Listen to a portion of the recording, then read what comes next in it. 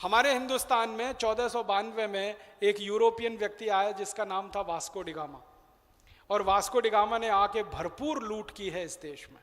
दस्तावेज इसके उपलब्ध हैं कि वास्को डिगामा आया, पहली बार में 14 जहाज भर के सोने चांदी हीरे जवाहरात मोती पन्ने माणिक सब भर के ले गया इस देश में से।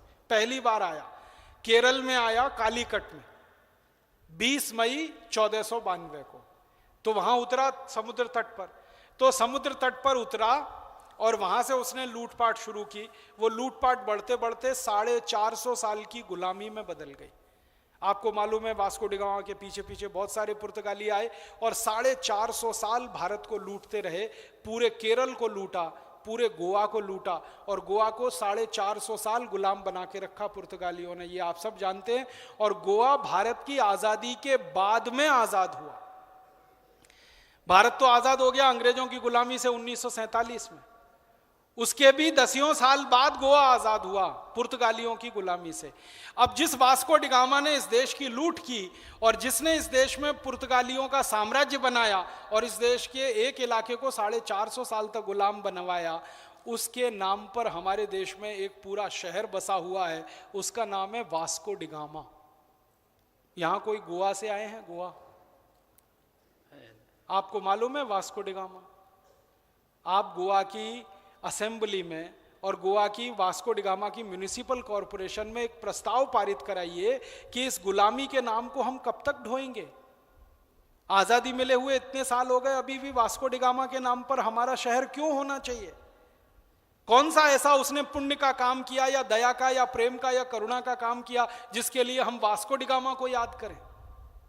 लुटेरा आदमी था, मारा पीटा है, जबरदस्ती लोगों को ईसाई बनाया है। अगर वो कहानी में सुनाने लगूं कि वास्को डिगामा ने कैसे ईसाई बनाया, गोवा के लोगों के ऊपर इतने अत्याचार हुए हैं, ये गोवा वाले ढूंढे अपने इतिहास में। नाखून खिंचवा लिए हैं उसने उन लोगों के जो ईसाई नहीं बने, पैर के नाखून खिंचवा लिए, हाथ के नाखून खिंचवा लिए, उंगलियों को लोहे के चिमटे में दबा दबा के निचोड़वा दिया है सारा खून, अगर कोई ईसाई नहीं बना, जिसने धर्म नहीं बदला। इतने अत्याचार किए हैं वास्को, सिर गर्दन से कटवा दिए जिन्होंने धर्म बदलने से मना कर दिया अपना। इतने बड़े पैमाने पे हैवानियत मचाई है वास्को डिगामा और उसके सहयोगियों ने। उसके नाम पर आज पूरा शहर बसा रहे और रोज हमें उसका नाम लेना पड़े। और दिल्ली से तो ट्रेन चलती है, उसका नाम ही वास्को डिगामा एक्सप्रेस रख दिया है। वो ट्रेन का नाम भी उस गुलामी के नाम पे चल रहा है। ऐसा ही एक अंग्रेज था हिंदुस्तान पर जिसने बहुत अत्याचार किए हैं, जिसको कभी याद करना भी, हम सपने में भी याद करना अच्छा नहीं मानेंगे। उसका नाम था डलहौजी। आपको मालूम है डलहौजी ने सबसे खराब काम इस देश में किया कि हिंदुस्तान के करोड़ों किसानों को भूमिहीन बना दिया। डलहौजी के पहले इस देश में एक भी किसान भूमिहीन नहीं था, ये अंग्रेजों के ही दस्तावेज बताते हैं।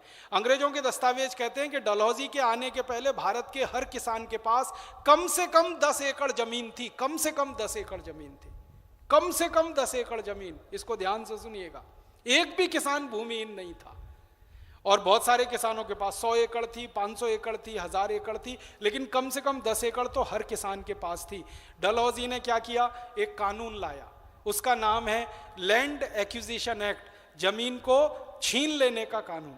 उस कानून को लागू कराया और उस कानून के लागू होते ही करोड़ों किसानों की जमीनें छीनकर अंग्रेजी ईस्ट इंडिया कंपनी की जमीन हो गई। डलहौजी पता है क्या करता था? अदालतें लगाता था। एक शहर में चला गया या एक गांव में चला गया, गांव के नागरिकों को बुलाता था इकट्ठा और उनसे कहता था कि ये जमीन तुम्हारी है, इसको सिद्ध करो। तो लोग कहते थे कि ये हमारे पिताजी ने दी है, पिताजी के पिताजी ने दी है, पिताजी के पिताजी ने दी है। कहता था कागज दिखाओ इसका। अब हिंदुस्तान में कागज पर कोई प्रमाण नहीं लिखने की परंपरा है। हमारे यहाँ कोई भी कागज पर प्रमाण नहीं लिखा जाता, हमारे यहाँ तो वचन का महत्व ही बहुत है। तो वो कहते थे हमारे यहाँ तो परंपरा से, तो वो कहता मैं परंपरा नहीं मानता, तुम्हारी जमीन मेरी हो गई।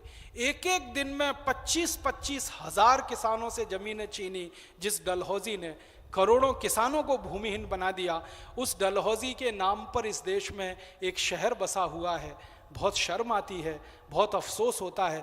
और उस शहर में हमारे लोग मजा करने के लिए जाते हैं, हनीमून मनाने के लिए जाते हैं, मौज करने के लिए जाते हैं। मालूम है डलहौजी नाम का शहर है, इसी देश का अंग है।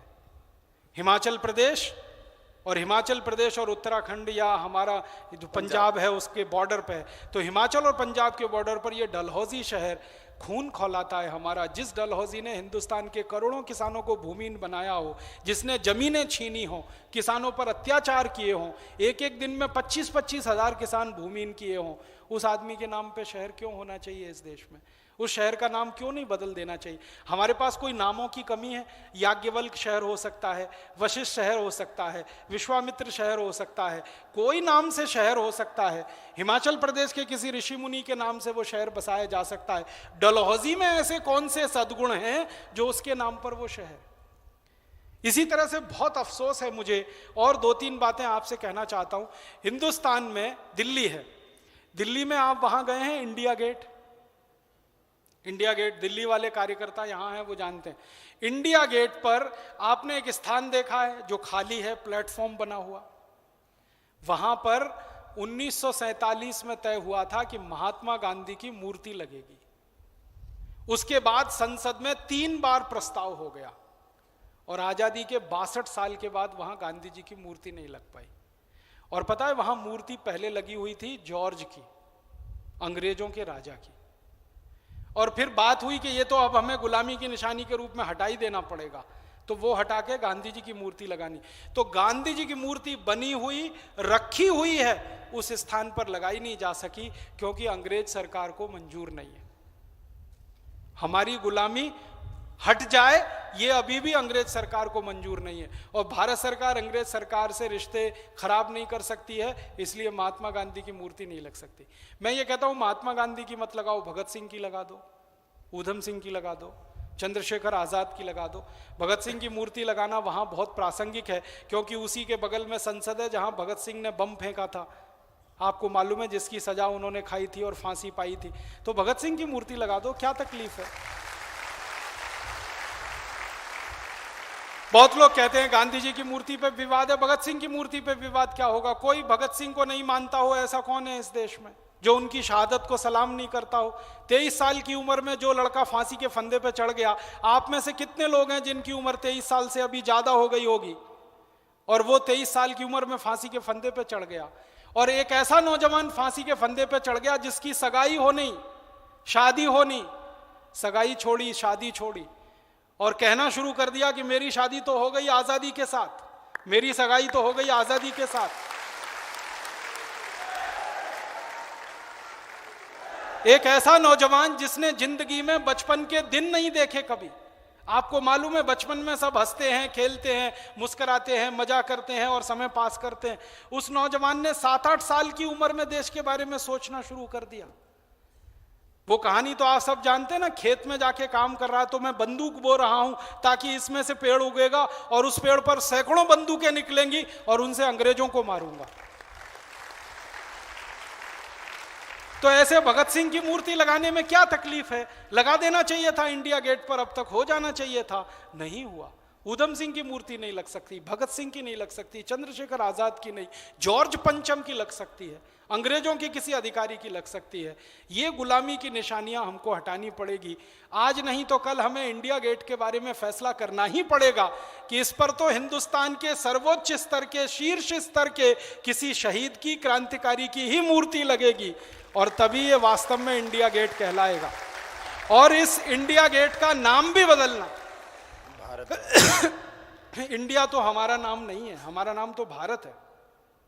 परंपरा से हमारा नाम भारत है, इतिहास हमारा भारत के नाम से है, परंपराएं हमारी भारत के नाम से हैं, मान्यताएं हमारी सारी भारत के नाम से हैं, और हम भारत के बारे में अपने खून में, अपनी रगों में महसूस करते हैं उसकी संवेदनशीलता को। वो इंडिया कैसे हो सकता है?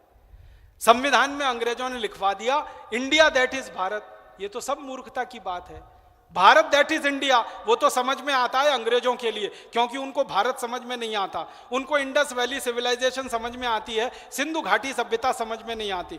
तो सिंधु घाटी सभ्यता को इंडस वैली कर दिया उन्होंने अपनी सुविधा के लिए, और उस इंडस में से इंडिया बना दिया अपनी सुविधा के लिए। अब वो इंडिया को हम क्यों ढोएंगे? अपने कंधे पे रखकर उसकी अर्थी को कहां लेके जाएंगे? आजादी के 62 साल में तो हमको ये तय करना ही पड़ेगा कि Bharat that is Bharat, Bharat that was Bharat, पहले भारत था, आज भी भारत है, भविष्य में भी भारत रहेगा। ये तो गलती से थोड़े दिनों के लिए इंडिया हो गया, तो इंडिया भी हमको हटाना, और हिंदुस्तान के हर कानून में से इंडिया हटाना। हमारे कानून की किताबों में जहां जहां इंडिया है, हर जगह से इंडिया हटाना। आपको मालूम है, Indian income tax act, Indian education act, Indian civil services act, Indian forest act, ये क्या Indian Indian Indian Indian India? सारे कानून की किताबों को एक तरफ से फिर से लिखना पड़ेगा। जहां जहां इंडिया है हर जगह भारत आएगा, वरना आजादी का कोई मतलब नहीं रह जाएगा, वरना लाखों क्रांतिकारियों की शहादत का कोई मतलब नहीं रह जाएगा।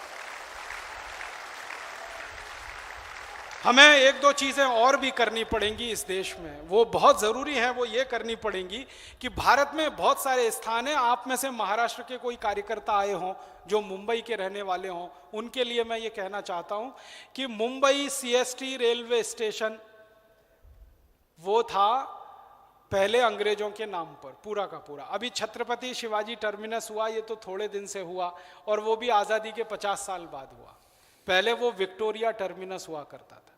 अब विक्टोरिया तो अंग्रेजों की रानी है, अंग्रेजों की रानी के नाम पर उन्होंने स्टेशन बना के रख दिया, और वो विक्टोरिया टर्मिनस आजादी के बाद 50 साल तक चलता रहा। बहुत शर्म और बहुत अफसोस की बात है। एक दिन झटके में आकर महाराष्ट्र विधानसभा ने तय किया कि अब ये विक्टोरिया टर्मिनस नहीं रहेगा, ये छत्रपति शिवाजी टर्मिनस हो जाएगा। तो मैं उन सब नेताओं का आभारी हूं, महाराष्ट्र के उन सब नेताओं को धन्यवाद देता हूं, उन सबके साहस की मैं प्रशंसा करता हूं जिन्होंने गुलामी के नाम को हटाया, विक्टोरिया टर्मिनस और छत्रपति शिवाजी टर्मिनस बना। लेकिन उन्हीं नेताओं को एक निवेदन और करता हूं कि अभी गुलामी अधूरी है, अभी पूरी निशानियां मिटी नहीं है। आप जाइए छत्रपति शिवाजी टर्मिनस स्टेशन पर, कितने अंग्रेज अधिकारियों की मूर्तियां वहां लगी हुई है, उनको भी हटाना है, वैसे ही जैसे विक्टोरिया टर्मिनस हमने हटाया है वहां से। अधूरा काम है। जिन अंग्रेज अधिकारियों ने अत्याचार किए हैं मुंबई पर, उनकी मूर्तियां लगी हुई हैं मुंबई रेलवे स्टेशन पर। एक बहुत खतरनाक और बहुत ही तकलीफ देने वाला अंग्रेज हुआ करता था, एल्फिंस्टन। अंग्रेज गवर्नर बन गया, मुंबई में आ गया, और उसने जो अत्याचार मचाया है, जैसे डलहौजी ने जमीन छीनने का काम इधर उत्तर भारत में किया, वैसे एल्फिंस्टन ने पूरे महाराष्ट्र के किसानों की जमीन छीनने का काम किया। वो एल्फिंस्टन इतना ही अत्याचारी था जितना डलहौजी था, उसमें कोई कमी नहीं थी। उस एल्फिंस्टन की मूर्तियां, उस एल्फिंस्टन के फोटो अभी भी मुंबई में जगह जगह पर हैं, और उसके नाम पर एक स्टेशन भी है, एल्फिंस्टन रोड। उसके नाम पर एक कॉलेज भी है, एल्फिंस्टन कॉलेज। तो ये एल्फिंस्टन कॉलेज का नाम बदलना है, एल्फिंस्टन रोड का नाम बदलना है, और कम से कम अत्याचारी अंग्रेजों की मूर्तियां तो पूरी तरह से हटा ही देनी है, और उन सब स्थानों पर हमें क्रांतिवीरों की मूर्तियां लगानी है। महाराष्ट्र में क्रांतिवीरों की कोई कमी नहीं है जिनकी मूर्तियां वहां नहीं लग सकती हैं। आपको मालूम है, एक एक से क्रांतिकारी महाराष्ट्र में हुए, एक ही एक परिवार के तीनों भाई चाफेकर और बंधु एक साथ हिंदुस्तान की क्रांति के लिए निकल पड़े। ऐसे ऐसे परिवार महाराष्ट्र में हुए। हिंदुस्तान में किसी से यह पूछो कि एक ही परिवार के 3 प्रधानमंत्री, फट से बता देगा। और उसी को पूछ लो कि एक ही परिवार के 3 बेटे, तीनों फांसी पे चढ़ गए हों, ऐसा परिवार बता दो। गिने चुने लोगों को मालूम है चाफेकर बंधु। तो चाफेकर बंधुओं की मूर्तियां होनी चाहिए वहां पर, जहां मुंबई सीएसटी पर अंग्रेज अधिकारियों की मूर्तियां लगी हुई हैं। हमारे देश में महाराष्ट्र ने क्रांतिकारियों के लिए परंपरा पैदा की है। इस देश की आजादी का इतिहास उन मराठी वीरों के लिए हमेशा कृतज्ञ रहेगा जिन्होंने 1857 की क्रांति की सूत्रपात की इस देश में। नाना साहब पेशवा, आप जानते हैं, मूलतः मराठी थे। चूंकि अंग्रेजों ने उनके परिवार को मार के भगा दिया था पुणे से, तो वो आके रहने लगे थे कानपुर के पास बिठूर में। वो नाना साहब पेशवा थे जिन्होंने क्रांति सूत्र इस देश में दिया, जिन्होंने संगठन खड़ा किया, जिन्होंने अंग्रेजों से आज़ादी छीन के लेनी है ये भारतवासियों को समझाया। और उनके दाएं बाएं तांतिया टोपे वो मराठी थे, नाना साहब पेशवा मराठी थे, चाफेकर बंधु मराठी थे। और हमारे देश में एक दो नहीं सैकड़ों सैकड़ों नाम है, उन सब क्रांतिकारियों की मूर्तियां होनी चाहिए। मुंबई सीएसटी स्टेशन पर यह अभियान हमें चलाना है, भारत स्वाभिमान की तरफ से चलाना है, और इस अभियान में सारी राजनीतिक पार्टियों को शामिल कराना।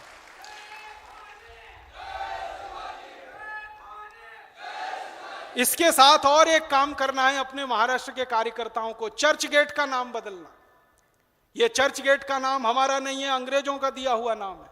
आजादी के 62 साल के बाद चर्च गेट का नाम हम हमारी छाती पर क्यों ढोएंगे?